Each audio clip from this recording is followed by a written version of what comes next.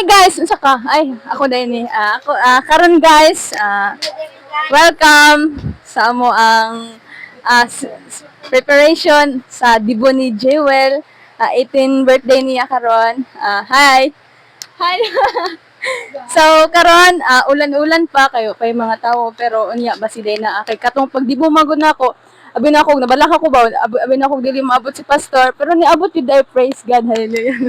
So karon blue kay sila dira kadapit si Lola preparation po ni Lola kita natanaw pa na siya pero karon mugwapa na po na siya ron.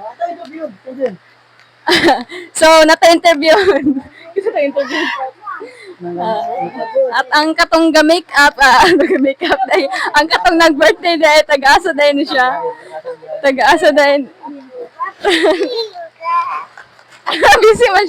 busy pa man siya guys.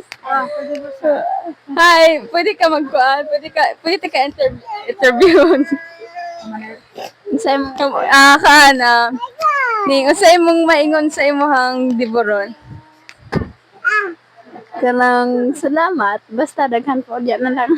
Excited kay ni siya guys. Murag di siya kasultig tarong kay basta excited din para sa ako atong pagdibon ako excited ko. Pero murag na siya kulba, murag siya kaiyon, murag siya. So karon guys, napatay ka duhang interviewon. Mo ni si Jinly nga ang nagsalapid ani si Ashley. So atong unahon si Jinly. Blue na blue man na siya. Yes, boss. Oo, si. Wala pa si Quandria. Ayer. Ay, mama daw yun. So that ato ang interviewon si Jinly. Sa imong maingon karon? Unsa ako maingon, nai-stress ako sa ulan. Ay, na-stress na siya sa ulan, guys. Grabe ang iyang ginawa sa akon. Bitawin, ani bitawin. So that, unsa na po? Thank you. Diretso mag-thank you, bas kindaghan pa na dapat. Akala na po na nga itong isunod nga say pa na. Sunod nga itong interviewon katong naka-brace of blue. Kasi naka-brace of blue diri ko. Walain kundi si Bibi.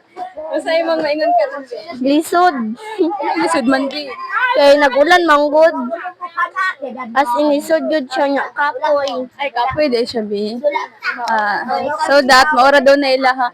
Si Fo, ayun, si Shagyoya. Fo, love ko ni mo, Fo. I love you. I love you po. I love you.